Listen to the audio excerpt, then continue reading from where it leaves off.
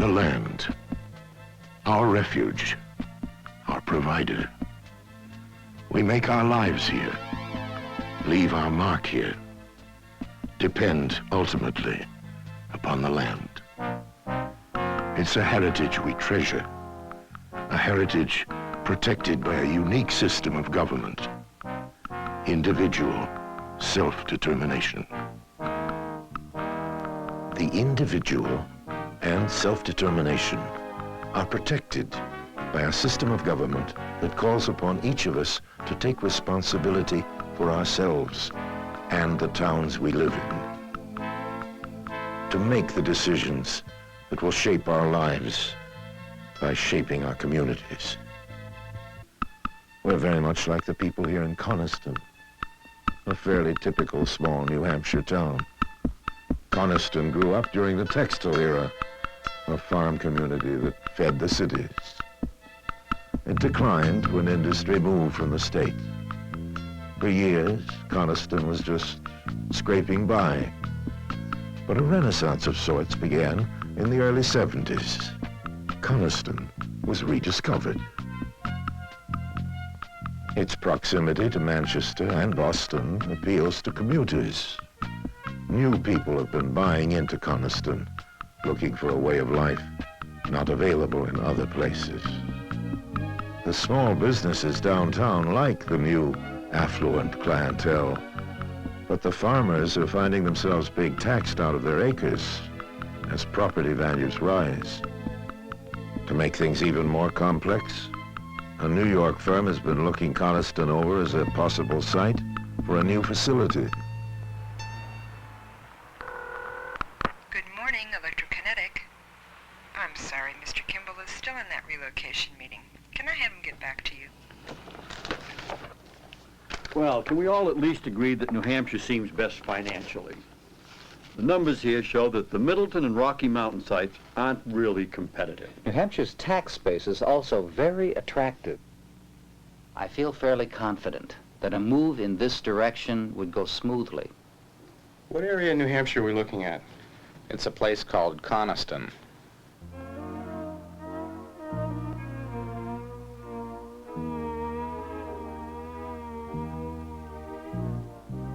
Jackson Riddle's farm overlooks the town. When Coniston was thriving, the Riddle's fields were waist-high with produce for the local market. There were hired hands for planting and harvest, but that was way back in Jackson's father's time. Today, there's no money for hired help. Selling the steers didn't even catch us up on what we owed 6 months ago. I've been thinking. It's time to answer this letter. I don't like it any more than you do. But maybe we have to think about selling part of this farm. Riddles have always had this place. I can't quite see being the first one to give up on it. There was a time when this was a grand place here. Busy. Plenty for 2 or 3 families to do here. But that was a different time. The town needed this farm then. It's not your fault, you know. It's the times. Nowadays, land like this is a luxury, and it's taxed like one. We can't afford it. You're right, Peg. I know you're right. But I have a hard time with it. This is a good farm. I remember sitting in this same kitchen, listening to my granddad tell my father how those fields down there were cleared by hand. Horses leaning into the harness, sweating and straining. The river rose 19.2 and wiped out the whole spring planting. This has never been an easy life here, Peg. Farming isn't supposed to be easy.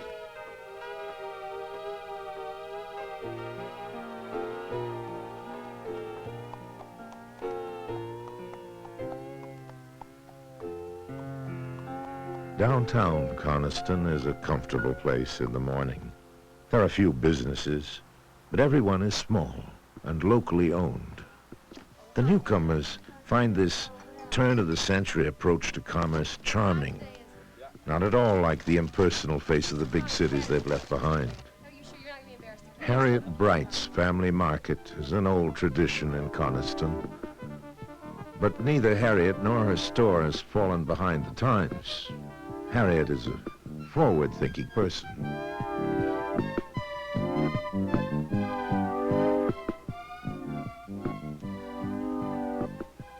Good morning, Margaret. Oh, good morning. Oh, thank you. I'll get it for you. I see you got a letter there from the university. How's Amy doing over there at Durham? Fine, fine, but she always was a good student. I just wish her brother paid a little more interest. He's more like his Uncle Seth than I care to talk about. Margaret, have you heard anything about what's been going on up at the Riddle place? Is Jackson actually considering selling the place? From what I hear, he got a pretty nice offer from that New York outfit. It might be good for this place. Nonsense. The last thing Coniston needs is a factory run by a pack of outsiders who don't give a hoot about the town. Well, it might be good for some people around here. And think of what it might do for your place, Harriet. I do just fine with the amount of business I have right now. The only thing that factory's going to bring to town is traffic and people. We don't need it, and we won't have it. Goodbye, Margaret. Goodbye.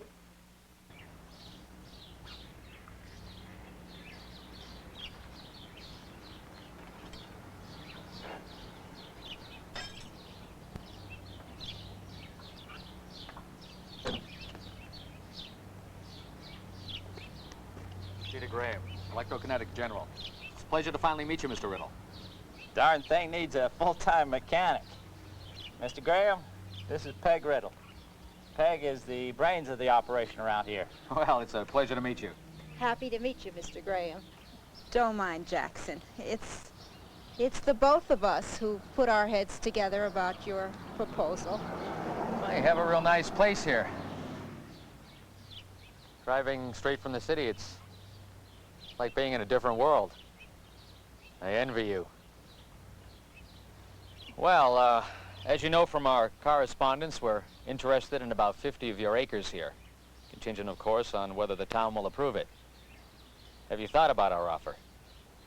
Yep. Do you know anything about carburetors, Mr. Graham? No.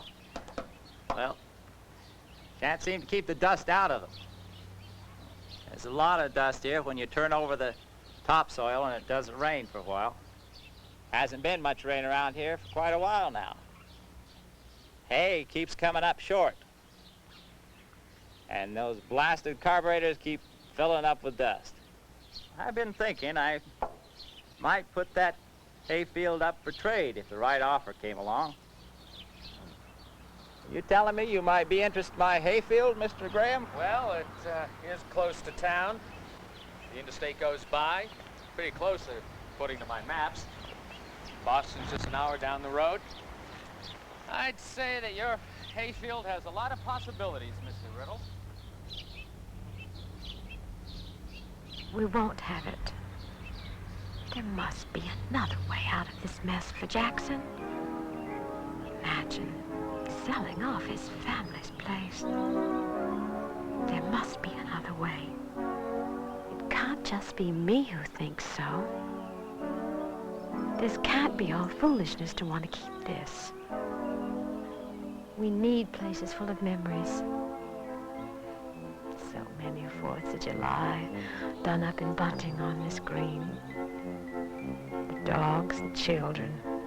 There were so many children. Rude, unruly, happy children.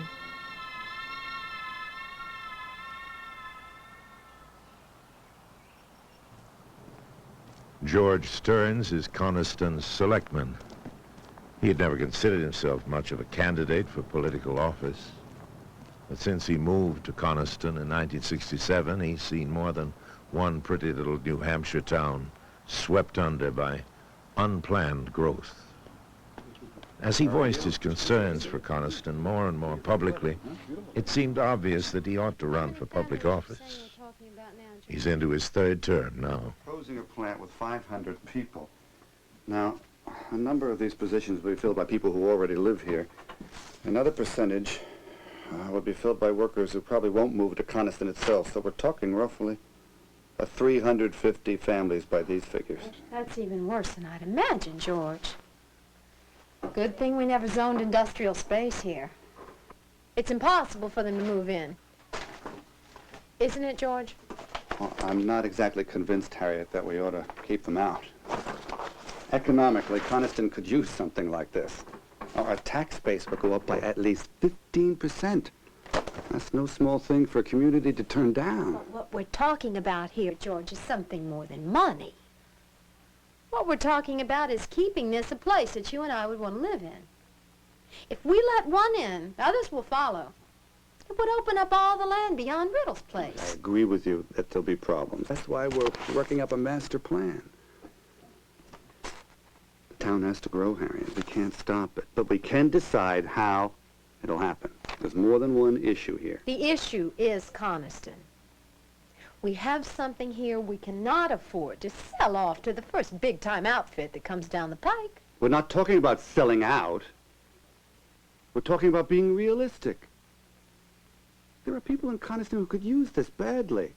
I've been talking to a lot of people. You're not the only one concerned with the future of this Well, I have been place. talking to a lot of people, too, George, and you've got your work cut out for you. The way a lot of us feel, that New York company is nothing but trouble. I'm working on it, Harriet. The planning board will be meeting this week. I expect there'll be a public hearing. I'd appreciate your working up something on this. We can use your input. You will certainly have that. I'm going to give you and that company a run for your money.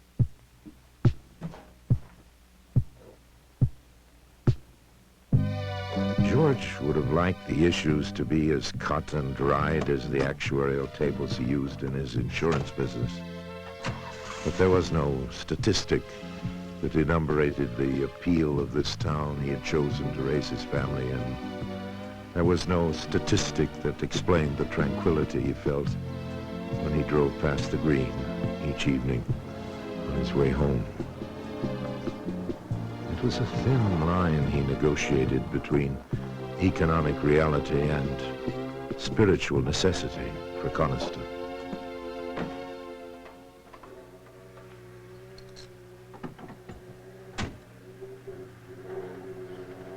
I've been meaning to ask you about that electronics company everybody's talking about coming in here. Well, sounds interesting. Do you suppose they could, well, use someone like me at a place like that? No, I'm pretty handy. And it sure would be pumping gas for a living. You're already looking for a job, and we don't even know if it's coming in here yet or not. Everybody's got an opinion about it. Well, I'm going to be needing a real job after June. Right now it looks like it's this or Perkins Furniture Factory. Not real terrific, you know. We get so many experts on this thing. Maybe we could use a high school kid's opinion. You want the job? What do you mean? There'll be a public hearing coming up, and you ought to be there to say something. Oh, no, No, wait a minute. There's a lot of kids in this town, just like you. Now, this is your chance to give your side of the story. Do you really think it would make a difference? Well, okay. Good. That will be $10, Mr. Stearns. See you there? Okay. George Stearns had his work cut out for him. Rezoning Riddle's farm for industrial use meant opening a corridor of land for development. Other industries would begin looking at Coniston. There would be more tough decisions to make in the future. Coniston's selectmen decided to call a public hearing to put the problems before the townspeople. In preparation for the hearing, George explored the issues with the agencies and services that would be affected by the addition of a new industry. What are we going to need if this place comes in here? First of all, this truck has got old-fashioned breathing equipment, but mainly it's an old truck. This truck is older than my tenure in the fire department. Truck? How about the same truck with some new equipment, huh? Well, we've got breathing equipment here, but we have no equipment that can handle electrical fires, which would happen in a new plant. And we haven't the men training for it. Would you be willing to write up a report and submit it at the public hearing? Yes, George, it'll be very much like the annual report I submitted last year. If we need a new truck, how much? 80, 90,000. Okay, thank you. The staff members of the regional hospital explained the problems an influx of people would pose for the local medical facility. The elementary school was already near capacity, and even if the money could be found to build, it would take time. The problems would be immediate. Harriet Bright was also getting ready for the public hearing. There were a lot of people in town who shared her concerns. She found that peace of mind, knowing your neighbors, and keeping a safe, quiet community were important to others besides herself. She knew people would work hard to keep these small-town qualities. What time do you have now? By the time the public hearing came up, each side had marshaled reams of numbers, statistics, and opinions on what ought to become of Coniston. Notified of this public hearing held the second day of June for the purpose of considering an amendment to the zoning ordinances. The question before us is whether to change the zoning of land now in agricultural use to industrial use. There are a number of questions involved in making a decision on this. Carl Miner has prepared a report from the school board's findings. Carl? Mr. Moderator, the school committee has discussed this project of adding 300 new families to our community. Our elementary school is already at capacity. It would take probably about $235,000 to build a new building or upgrade our present school. I can tell you we're nowhere set for this kind of thing. There's two major aspects. The emergency room needs a lot of work, but that's an expense, it's a trade-off. Discussion from the floor. Expense versus... We need new business here. This place is dying. Fancy houses up in the woods won't keep Coniston alive. Industry's going to ruin our town. I'd like to suggest that you move to Manchester. Leave Coniston like it is. You people are overreacting. There isn't much here right now to keep me and most of the other high school kids around after we graduate. Most everybody's talking about going over to Manchester to look for work, and I'm going too, unless a way of life that can't be bought and sold, like fire trucks and hospital beds. We're a small, quiet town here. It's safe. It's friendly. That's something you can't say about most places these days. We aren't like Boston. We aren't even like Nashua or Manchester, and we shouldn't be. We all need to take a second look at what we want for Coniston before we let New York come in and change things. But we have to be careful, because once Coniston changes, there'll be no going back. What we're talking about here is not one factory. It's an industrial corridor. And that means that other companies will come in. Will you still want to live here when the fields are gone and the only things growing up on the hillside are houses? The issue here is not the dollar amount on the price tag of this New York factory. And it isn't the dollar amount that I'll ring up in my store because of all the new business.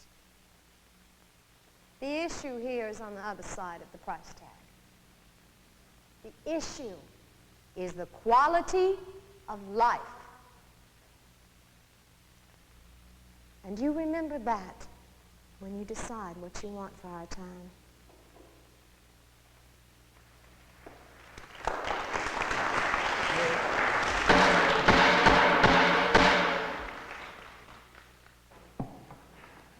Jackson Riddle. When I was a boy, my grandfather used to tell me stories about the early days here. How when he started out, There wasn't much of a town to speak of. Main Street was nothing but a dirt path. There wasn't much of a farm to speak of either. Just 20-odd cleared acres and a lot of dreams. Coniston and New Hampshire needed farmers back then. The Riddle Farm wasn't just a pretty place on the top of the ridge. It was necessary. When was the last time anybody in this room depended on my place to feed their kids? The places that feed your kids now are conglomerates out in Iowa. And I can't compete with them. I'm working my land with a tractor that was old 15 years ago. And you're wishing for a way of life here that went out in the 40s. You can't afford it. I know I can't. I want to be able to send my kids to college. Just like your kids, Harriet Bright. And to do that, I have to sell part of my land. There's probably 15 or 20 families in this room who'd do the same as me if they got the offer. Times have changed. And we aren't doing anybody any favors pretending they haven't. You remember that when you decide this thing.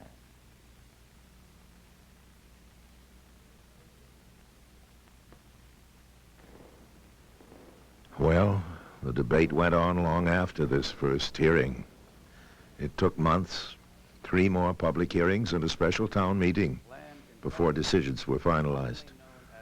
But the big corporation finally moved to Coniston. Not everyone in town liked the idea, even after details were ironed out, but it did spur the citizens into developing a master plan that would control the direction and the amount of growth at Coniston. It became a busier place. There were a lot of new faces on the street. Parking downtown was something of a problem. The New York company built an attractive plant in Jackson's old hayfield. But even so, it was a big building in what used to be an open space. EKG had to make some concessions too. The firm had to build its own access road from the interstate. And it also had to fund part of the new sewer system Coniston would need. On its own, the company decided to buy new emergency room equipment for the hospital. It also set up a scholarship fund for graduating seniors. Paul Cormier got a job as trainee at the plant after he graduated. And Peg and Jackson sent their daughter to UNH. Good. Even Harriet Bright admits that the activity on the green is more like the old Coniston she remembers. Coniston has changed. Though not everyone would say it's been for the better. It took a lot of talk and planning and patience to work out the compromises. Growth and change are issues everywhere today, but each of us has the power to influence how it will happen, and it will happen. If we choose to ignore change, it will bury us and obliterate our communities. The future depends upon what we do right now. Self-determination is a tradition here, a tradition we must honor.